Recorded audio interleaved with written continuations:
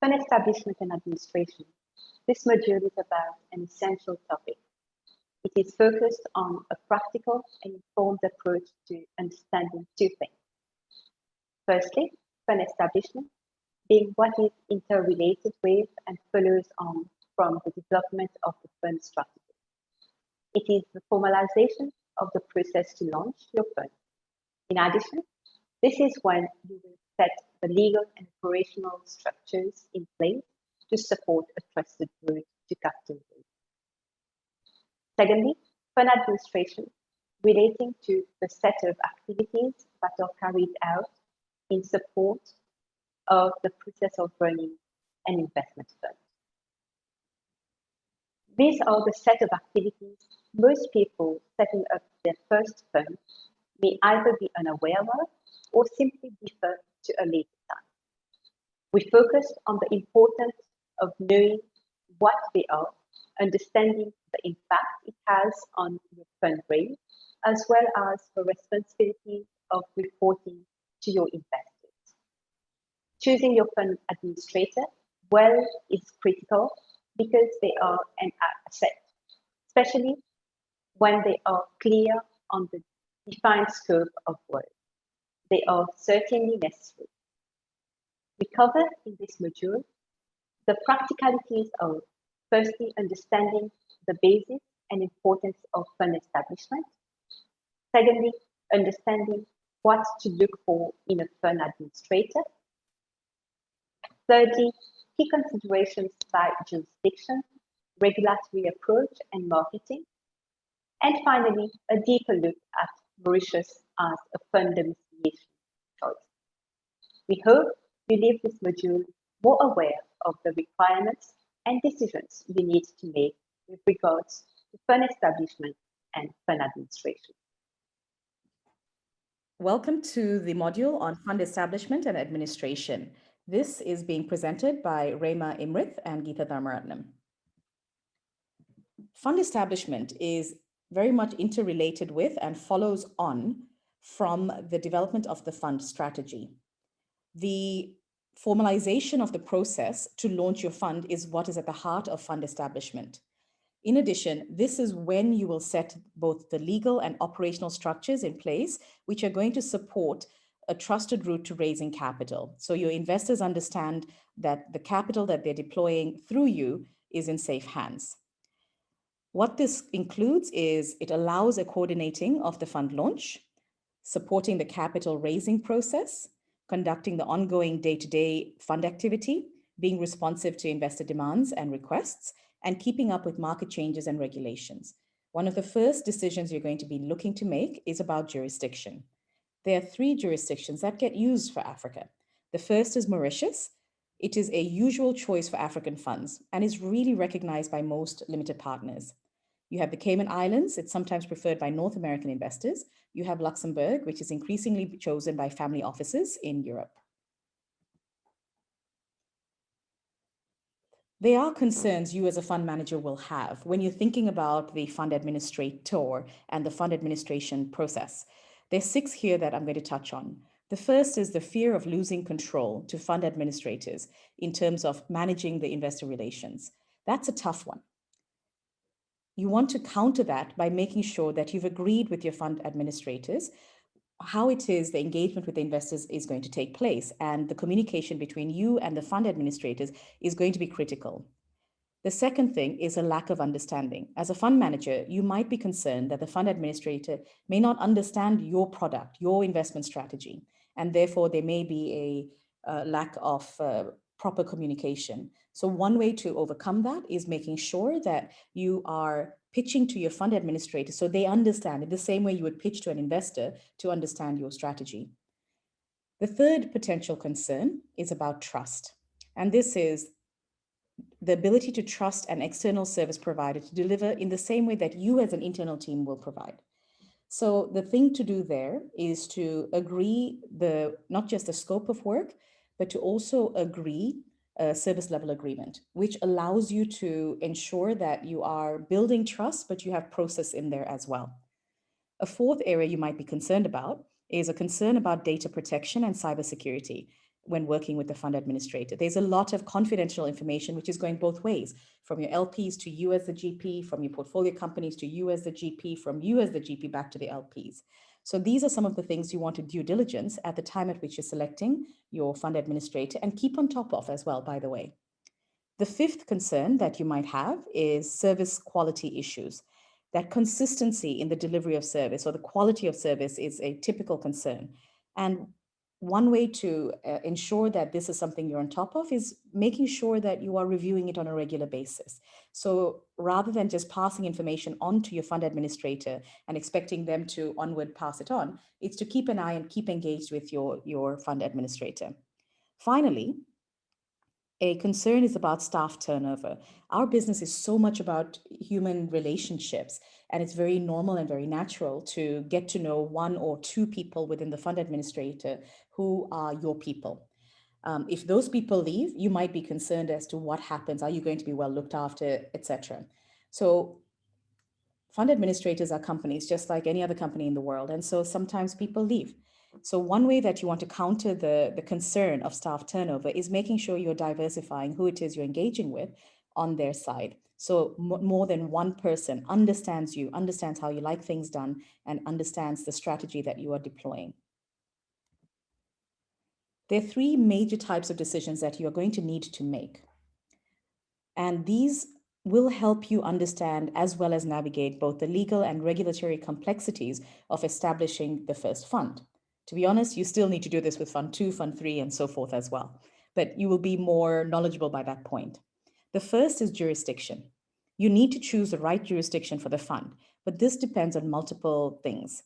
It might be where you as a fund management business will be established. It could be in which jurisdiction you're intending to raise capital or are raising capital. The third is in which jurisdictions you plan to invest. These factors are super important in discussing this with your LPs, and your LPs will have their own views as well. The second aspect here is around marketing, and this is incredibly important. We're not talking about the marketing of the firm, we're talking about the marketing of the fund product, which is essentially the fundraising. Whilst there's no prescribed form to communicate the fund offering in accordance with certain regulations, but we know that it is important that you are having clear, validated, compelling pitch books. We've covered this in previous modules. You want to ensure that all data points or assertions are backed up by third parties. You are legally liable for everything that is in your pitch book. However, you do want to be aware of fund pitching regulations. For example, the Alternative Investment Fund Managers Directive. And this is to ensure that you are compliant with the rules and regulations in various markets, whether it's Europe, whether it's North America, in terms of how you are pitching to investors. Two things in particular you want to be aware of. The first is you want to ensure you're pitching to a qualified investor, which means you need to show that you've done the work to ascertain that they're indeed qualified. The second thing is you want to be careful with general public or panel pitches. You do not want to get onto a panel and openly start pitching your fund, because that is in breach of most regulations. The third area you need some decisions to be made about is the regulatory approach. Global regulations continue to tighten, and therefore obtaining the right financial authorization, whether it's the SEC, the FCA, the CSSF, is really key. It can be daunting. So working with the right fund administrators allows you to leverage their approach as well. So you can look for hosting platforms which provide umbrella regulatory services for fund managers, which means that you don't need to individually obtain authorization by yourself. The other thing is you can reach the market quicker, and there are other services such as administration, compliance, and governance, which are also offered by hosting platforms. You have seen many timelines throughout this entire training process. This one, however, is focusing on the role of administration within the fund timeline. So at the marketing stage, when you're fundraising, you need to look at the fund setup process, the onboarding of investors, AFM and regulatory hosting. When you're doing the fundraising actively, you need to ensure that you're doing the AML checks, the anti-money laundering checks, the KYC checks, and the money laundering reporting officer reporting as well. Essentially, this comes down to showing that not only are you marketing your fund, but you're also checking on the quality of the capital that is going to be coming into your fund. You will also need to enter into the full regulatory authorization and approval process, and you want to have active investor and manager due diligence. During the first close, this is when you're going to be finalizing the onboarding of investors, and this is when the cash management starts, because this is when cash is going to start coming into the fund officially. With the final close, you'll kick into something which is going to be repeated on a regular basis. This is the fund accounting and reporting, including financial statement preparation. And then there's ongoing compliance services. This includes regulatory authorization and ongoing compliance monitoring and tax compliance. And this includes with the Foreign Account Tax Compliance Act, FATCA, and common reporting standards. When you are fundraising, there are some best practice and methods we wanted to bring to your attention. So on the right-hand side, what you see is a little bit of a diagram to kind of show the engagement that you're going to be having with you as a general partner, if you have the investment advisor, the sponsors, the investors, the fund that you're creating, and how that's going to engage with the portfolio companies you're intending to invest in. Now, you will, of course, have other stakeholders. There'll be other advisors, management, employees, etc. But this helps you remember that when you're looking at the fundraising process, you are leveraging and engaging relationships from multiple angles. And especially when you're fundraising, when we're talking about the portfolio companies, we're also talking about the potential portfolio companies which are in your pipeline, because they are part of the process of the due diligence when you are engaging to bring investors on board, when you're going through the fundraising process. And there's a standardization that you can bring to this, which will allow for you to quite effectively move faster and get to a larger number of investors, but also coming with a depth and a quality of approach, which will hopefully yield more investors agreeing, as opposed to trying to very quickly address what one investor is looking for and then the next and so forth. We've had an entire module on fundraising, so this is not to repeat that, but really to bring in the angle of the fund establishment when you are in that process. And so you need to think about a common welcome letter. There's the investor KYC and due diligence, because as much as they're doing due diligence on you, you obviously need to be doing due diligence on them as well. Then they may want side letters to the limited partner agreements. So you want to start getting aware of what is in their side letters. Many of them will have standardized side letters, or at least you want to understand the terms that may be specific to some LPs. Then you also want to ensure that with subsequent investors coming in, that you are engaging, because at the end of the day, when you agree your LPA, you will agree it bilaterally and severally as well. And you want to ensure you remain in regulatory compliance throughout this entire process. Now, let's look at a typical fund structure in Mauritius. The promoter here in this case is the fund manager, who is looking to set up a fund in Mauritius to pool money from investors to make investments in certain jurisdictions, for argument's sake, in certain African jurisdictions. The fund manager has decided on a limited partnership vehicle for the fund. For a limited partnership fund in Mauritius, there is a requirement to have the general partner located in Mauritius. There is also a requirement to have a CIS manager in Mauritius, but the promoter is allowed to appoint an investment manager in another jurisdiction, subject to the approval of the regulator. Different functionaries for the fund here, which are very important, are firstly the fund administrator, which I will touch on a bit later, the secretary, which takes into account all the minutes writing, convening of meetings, committees, etc., the bank, the custodian, and the legal advisor, who needs to come in at the outset to advise on the structure. It is very common to also appoint an investment advisor where the investments are located. So this gives an overview of the various actors present in a fund structure. Let us move on to Mauritius as an international financial center, which has been successfully positioned itself as a fund domicile for Africa-focused funds. The fund market in terms of AUA is in excess of $500 billion. Institutional investors such as DFIs, sovereign wealth funds, and pension funds are very familiar with Mauritius as a tried and tested jurisdiction. Over the years, Mauritius has introduced a wide array of investment vehicles, such as single and multi-class companies, protected sale companies, which provide legal ring fencing, LPGP structures, and unit trusts, as well as different types of fund licenses. The two main types of licenses under the securities legislation are firstly collective investment schemes, which we commonly call open-ended funds, CIS. For a fund to qualify as a CIS, there must be pooling of funds from investors and the collective investments of those funds into a portfolio of investments based on a risk diversification principle. So there are subcategories under the CIS. Firstly, the global scheme, which is meant for retail market, expert fund, for which there is a minimum subscription amount, which is $100,000. Professional CIS, this type of CIS is only open to institutional investors. Specialized CIS, which can only make investments into specific types of instruments such as real estate, derivatives, etc. Secondly, closed-end fund, which is the private equity fund.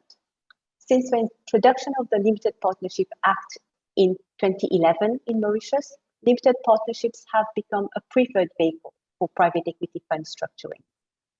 A recent introduction is the Special Purpose Fund, which aims to further enhance the fund industry. This license allows the fund to be tax exempt while ensuring that it complies with the substance requirements in Mauritius. Now, let's look at some of the advantages of setting up a fund in Mauritius, especially for Africa-focused investments. Firstly, it is internationally recognized. Mauritius has been consistently rated first in Africa for ease of doing business.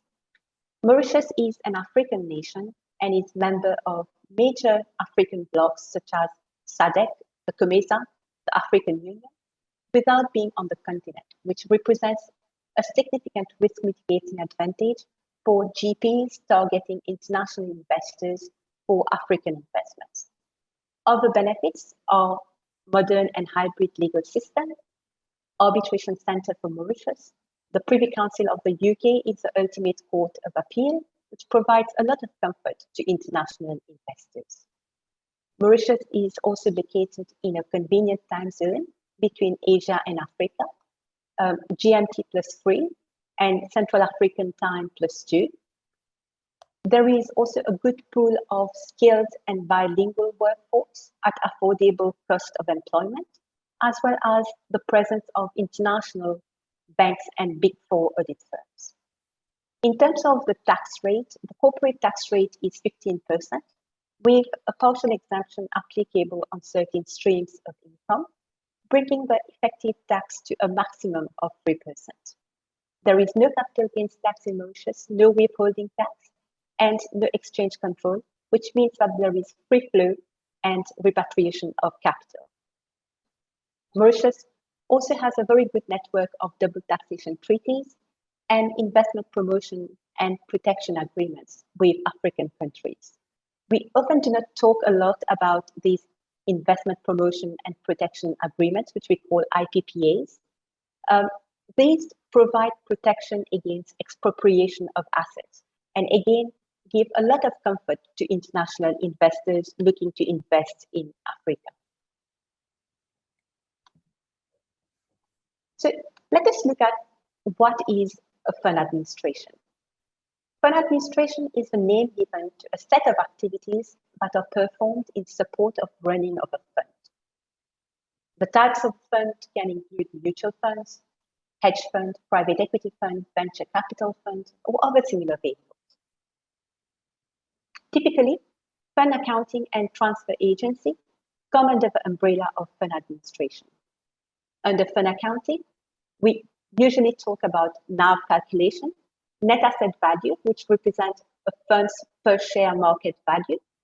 And depending on the type of fund, the frequency can be daily, for example, for a highly traded fund, monthly, which is typical for a mutual fund or a hedge fund, and quarterly, which is common for a private equity fund.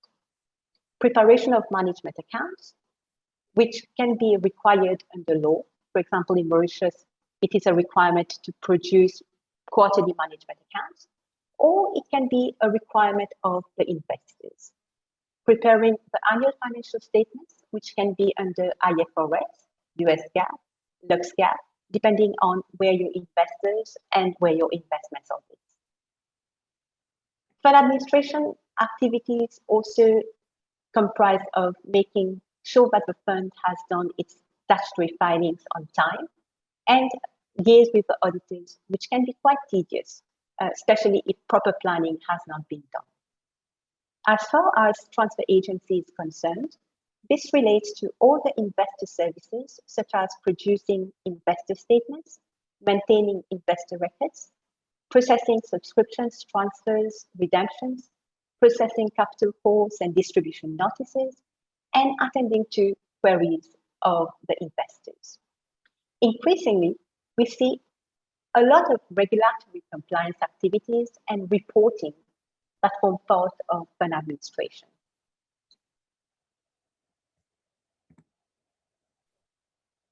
An addition is the CFO function, which takes care of all the financial affairs of a fund. So we can really say that fund administration is present throughout the life cycle of the fund. Important to remember though, that asset management, investment decision-making, sourcing of investors for the fund do not form part of fund administration.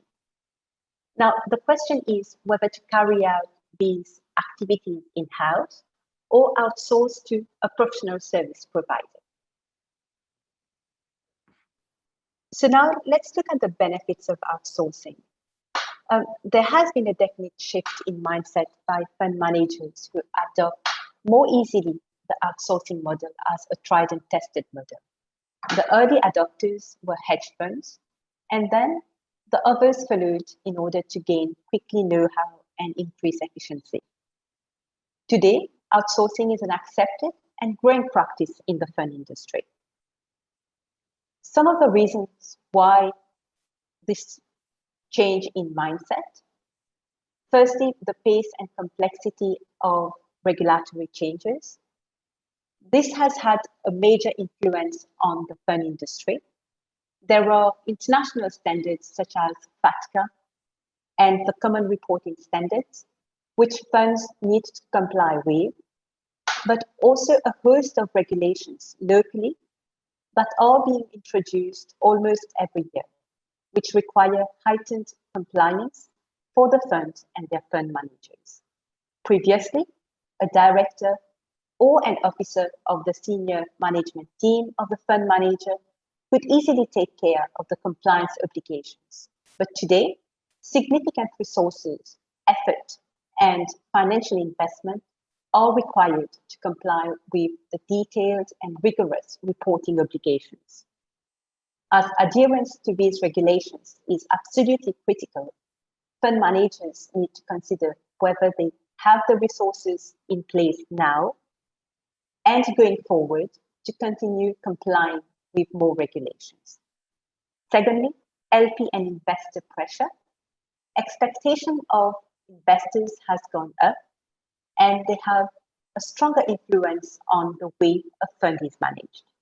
Increasingly, investors do not solely look at IRRs. They want to have comfort that the fund in which they invest is complying with regulations. They demand higher standards for reporting and transparency.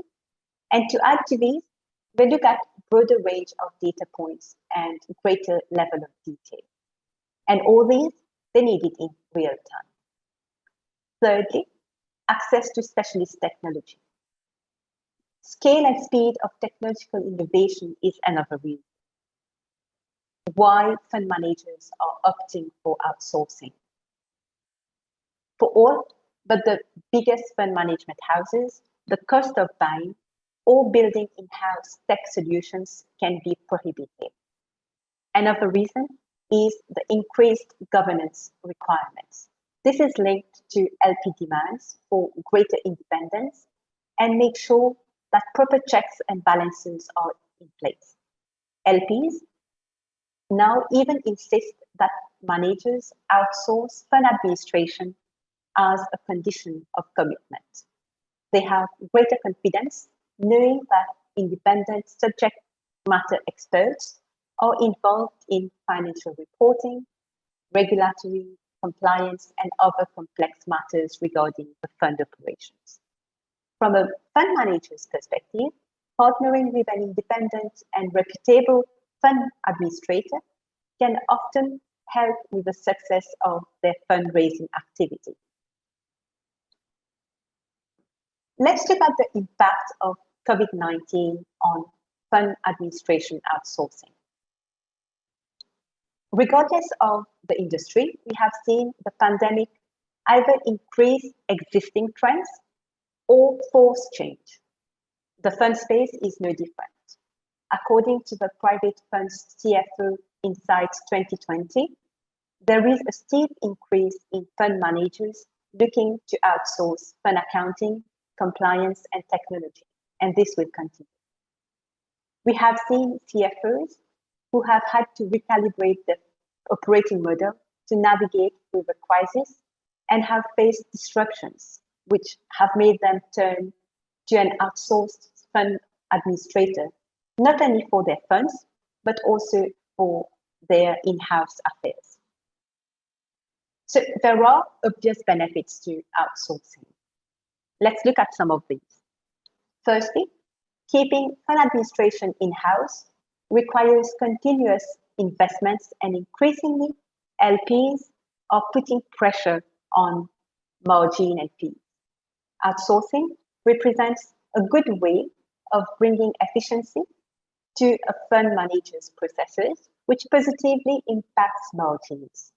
Actually, the survey from EY shows that one of the most popular ways for fund managers to mitigate margin erosion is to increase the use of outsourcing. Secondly, by pivoting to an outsourcing arrangement, fund managers can focus on what they do best, doing deals, raising capital, assessing the best investments, while having peace of mind that the fund's back office functions are being taken care of in an efficient and timely manner. Thirdly, fund managers can access technical expertise while reducing the need for capital outlay.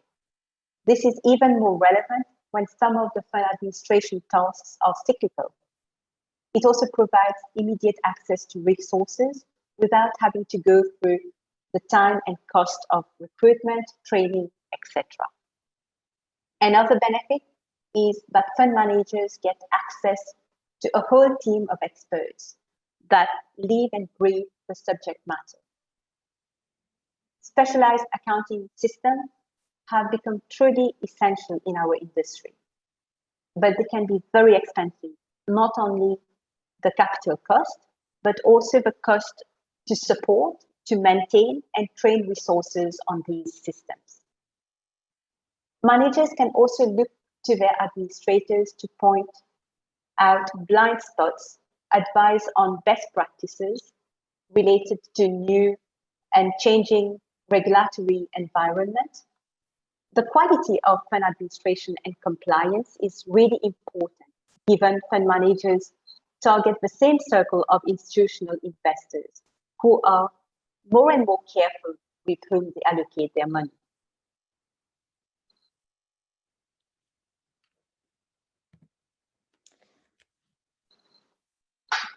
There are many criteria which will be considered when selecting a fund administration partner. Some of the key ones include people. This is actually by far the most important one. So please look at the relevant technical experience. Pay particular focus on their credentials. Ask for reference to assess their expertise.